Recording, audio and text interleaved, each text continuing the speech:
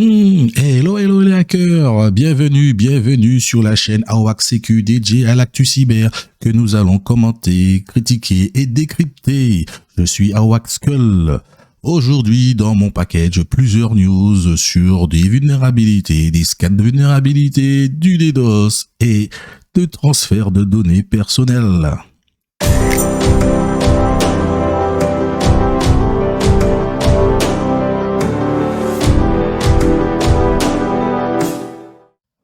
Allez, commençons par les vulnérabilités. Donc tout d'abord Samba qui remédie à de multiples vulnérabilités qui ont été exploitées avec succès contre ces différents systèmes. Donc ce sont des vulnérabilités hautes ayant les CVE 2022 38023, 2022 37966, 2022 37967 et 2022 45541. Donc pour rappel, Samba est un outil open source qui permet l'interopérabilité entre Windows et Linux, Unix et macOS et offre des services de serveur de fichiers, printing et aussi potentiellement des services d'Active Directory. Donc il est bon de le mettre à jour. Autre news concernant des vulnérabilités, cette fois-ci ça touche Apple, tous les iOS on va dire d'Apple à partir de la version 15. Donc c'est une vulnérabilité qui a été exploitée et elle concerne, elle a la CVE 2022 42856. Donc là aussi il faut surtout mettre à jour nos iOS. Allez, continuons. GitHub propose du scan gratuit des secrets dans les dépôts publics. Donc, proposant depuis plus de 2 ans une fonction de scan de code à la recherche de vulnérabilité, GitHub va plus loin avec la liste des secrets. Donc, alors, les scans de code, ce sont potentiellement des outils statiques qui permettent d'analyser les codes sources. C'est ça, les codes sources que vous développez et découvrir les failles. Et là, en fait, en scannant les secrets, ça permet aussi de détecter si des tokens, des clés et autres sont présents dans le dépôt. Donc, les dépôts de code open source sont un grenier renfermant souvent des trésors de grande valeur. C'est vrai. Beaucoup de dépôts sont laissés un petit peu en termes de sécurité à l'abandon et on peut découvrir beaucoup de belles choses. Logique donc que les pirates s'y intéressent et encore plus logique que les grandes plateformes en la matière comme GitHub, propriété de Microsoft, bien sûr, GitLab ou encore Bitbucket montent d'un cran leur sécurité. Alors Bitbucket a été souvent, donc c'est pas Bitbucket, c'est vraiment les personnes qui utilisent Bitbucket de la mauvaise façon en termes de sécurité, ont été souvent pris par des diffusions de données. Après avoir proposé il y a plus de 2 ans du scan de code gratuit pour les référentiels publics, GitHub remet le couvert cette fois avec du scan de secrets, incluant par exemple aussi bien les clés que les tokens. Ouais. Les secrets scanning recherchent les secrets dans l'ensemble de votre historique Git sur toutes les branches présentes dans votre dépôt GitHub, précise le fournisseur.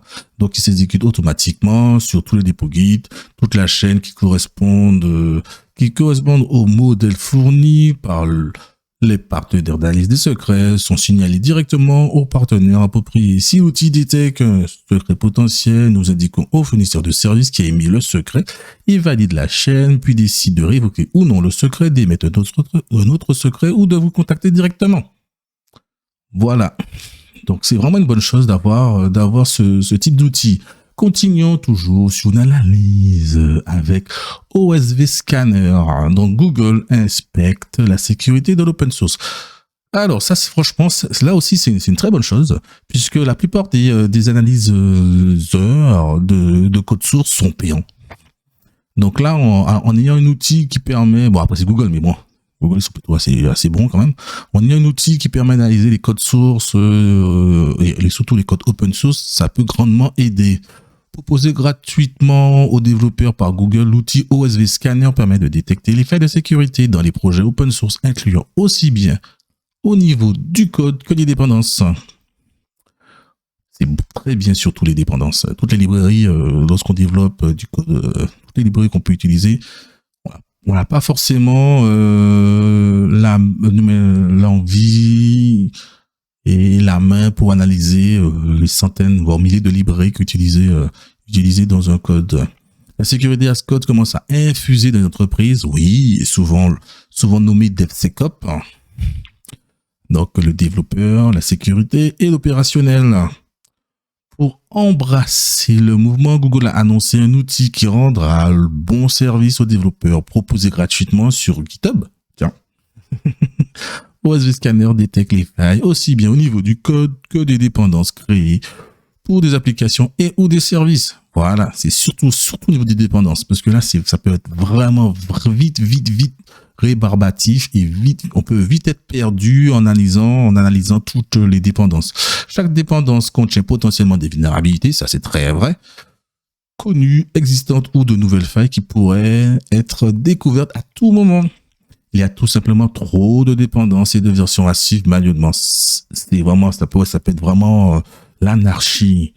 Une automatisation est donc nécessaire, explique la firme dans un billet blog. Exécuter OSV Scanner sur votre projet permettra de trouver d'abord toutes les dépendances transitives utilisées en analysant les manifestes, les SBOM et les hashages de validation. Le scanner relie ensuite ces informations à la base de données OSV et affiche les vulnérabilités pertinentes pour votre projet. Très bien. La base de données distribuée open source osd.dev comme pilier. Intégré au tableau de bord de vérification des vulnérabilités d'OpenSSF, OSV Scanner constitue une initiative supplémentaire de Google en matière de sécurité as code en direction des développeurs open source.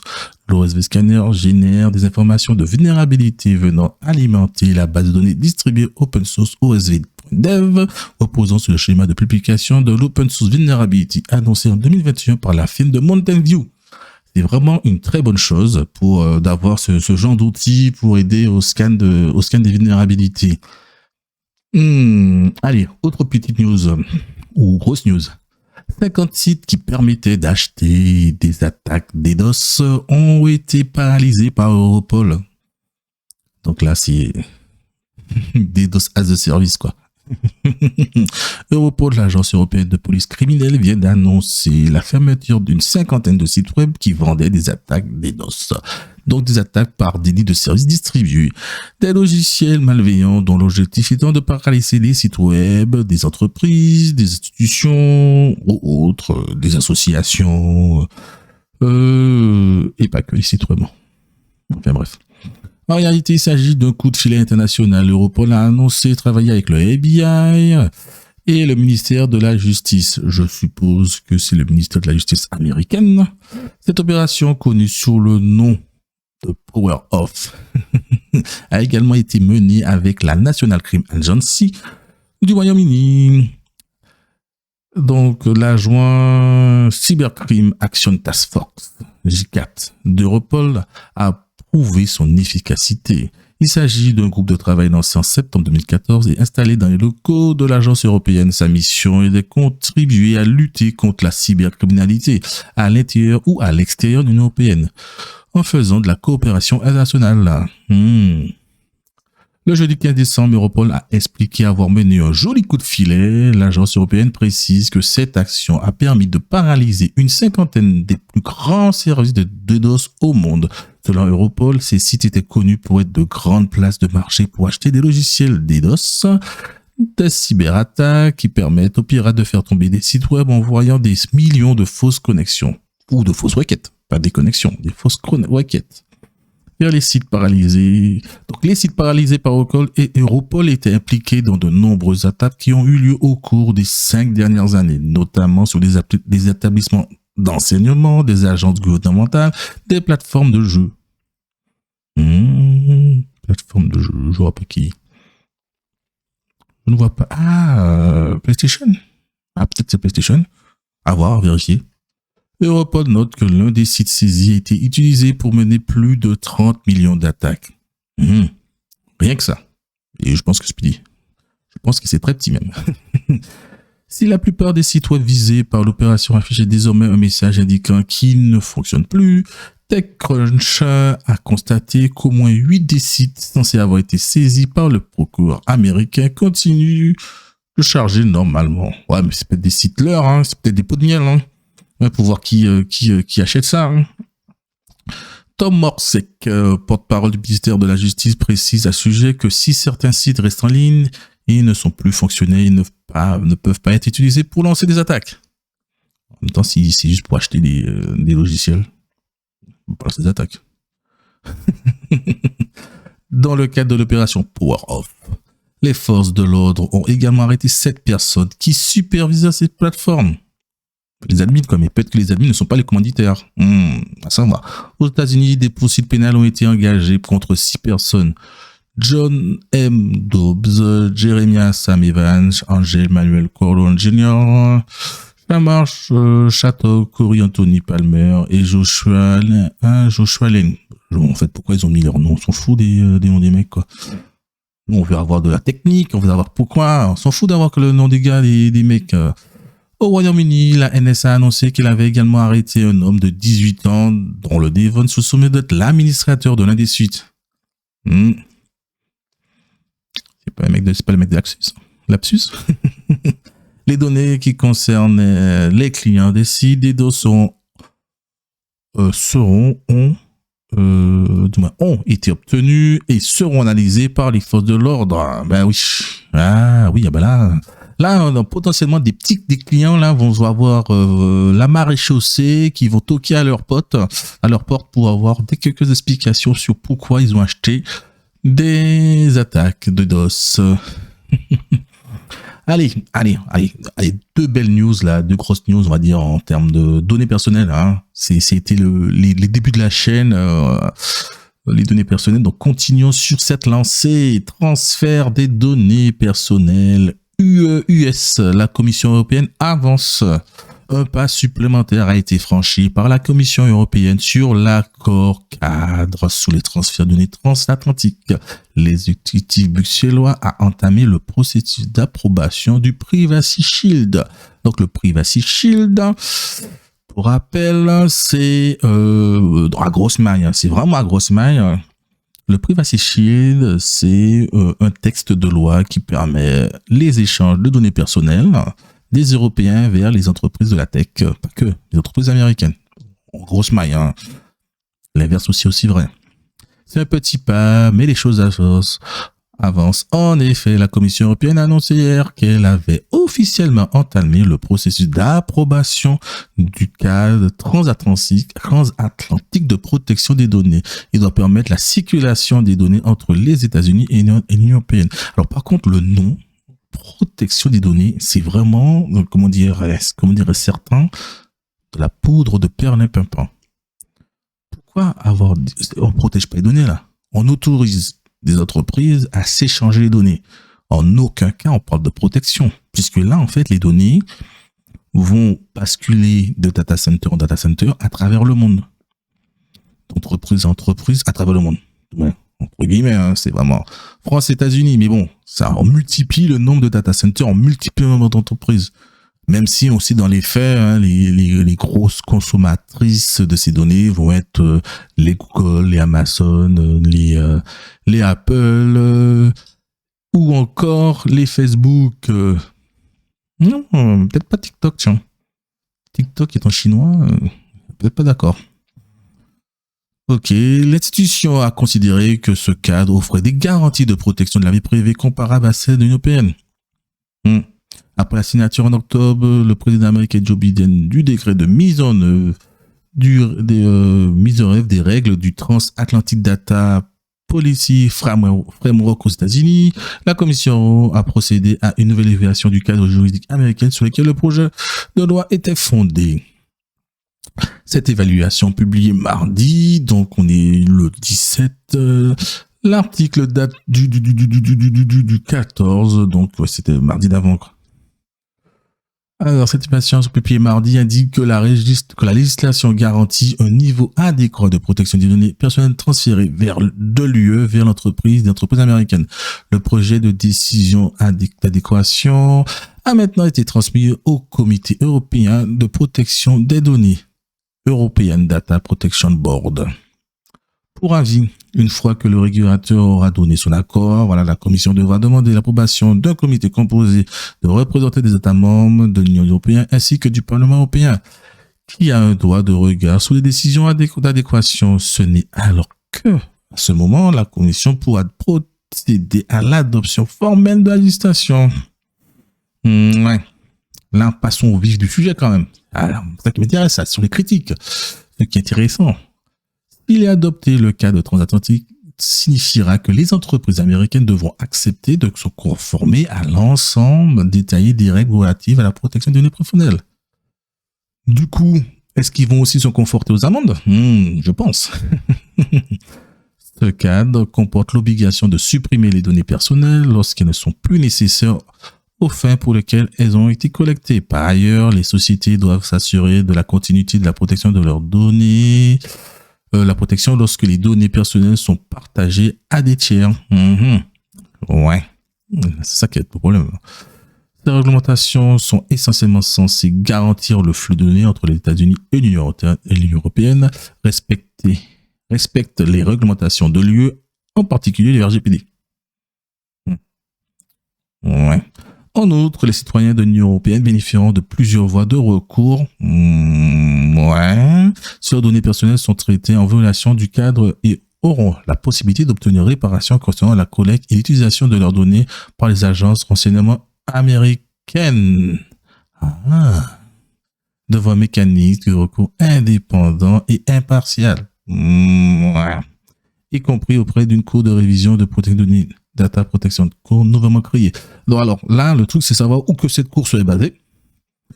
Sera-t-elle basée ? Si cette cour elle est basée aux USA, t'as peu de chance que ton truc, que ta demande, ta plainte, si tu portes plainte, y arrive.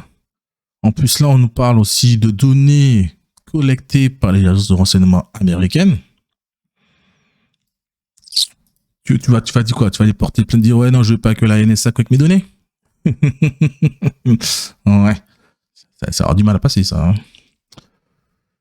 Eh ben, dans des commentaires publiés parallèlement à l'annonce, la vice-présidente de la commission chargée des valeurs et de la transparence, Vera Jourova, désolé pour la prononciation, a déclaré que le cadre proposé améliorera encore la sécurité des données personnelles transférées de l'Union européenne. En même temps, c'est vrai qu'il y avait pas vraiment de cadre, c'est un peu l'anarchie. En s'appuyant sur le progrès réalisé par les deux parties au fil des ans. Le futur cadre est également bon pour les entreprises et il renforcera la coopération transatlantique, blablabla. Moi, maintenant, ce qui me concerne, ce qui m'intéresse, c'est vraiment la partie critique. Alors, il y a plein de critiques. Alors, le nouveau cadre de politique des données transatlantique data policy framework est censé remplacer l'ancien accord, notamment l'accord privacy validé en juillet 2020 par la Cour de justice européenne au motif que les États-Unis n'offraient pas une protection adéquate des données personnelles, notamment en ce qui concerne la surveillance étatique. En même temps, là, maintenant, le prochain cadre a toutefois aussi ses détracteurs, qui estiment que l'accord ne garantit pas que les autorités judiciaires américaines s'abstiennent d'accéder aux données. Ben oui, c'est ce que je disais. Les citoyens européens, une fois qu'elles ont été transférées aux USA, ben oui, s'il lui ratifie le cadre malgré les critiques, il ne sera probablement pas approuvé avant le printemps 2023. Oui, mais ça c'est ce que je disais en fait. Tu vas pas aller porter plainte auprès de la NSA qui a collecté les données.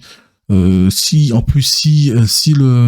la cour de revue est basée aux USA, tu vas faire quoi en fait? Tu vas rien donner.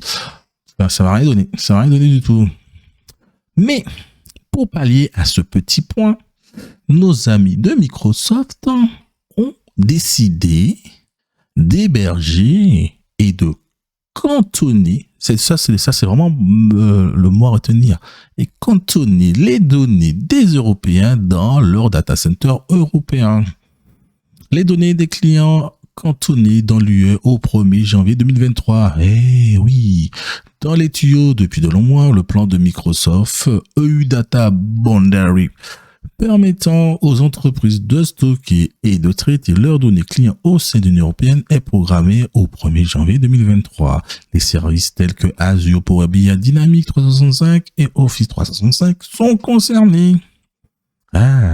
Microsoft a annoncé jeudi qu'il commençait à déployer la première phase de son plan pour cantonner les données de l'Union européenne à partir du 1er janvier 2023, qui permettra aux clients de stocker et de traiter leurs données clients au sein de l'UE. Cette décision intervient à 2 jours après que la décision de la Commission européenne d'entamer le processus d'approbation du cadre de confidentialité des données de l'UE. États-Unis, ce qu'on vient de parler juste avant. Dans le cadre de la première phase du plan, les entreprises qui utilisent les produits et services de Microsoft pourront stocker et traiter leurs données clients au sein de l'UE. La firme de Richmond inclut Azure, Power BI, Dynamics 365 et Office 365 dans la première phase, avec cette version Microsoft étant ses engagements de stockage et de traitement locaux existants, réduisant considérablement les flux de données hors UE. Et s'appuyant sur nos solutions de localisation de données, a déclaré Julie Brie, vice-présidente de Microsoft.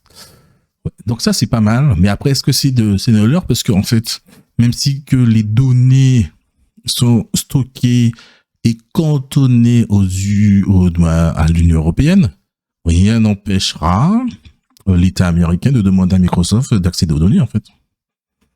D'accéder aux données. Les données, on va dire les données non chiffrées. Il n'empêchera. Hein.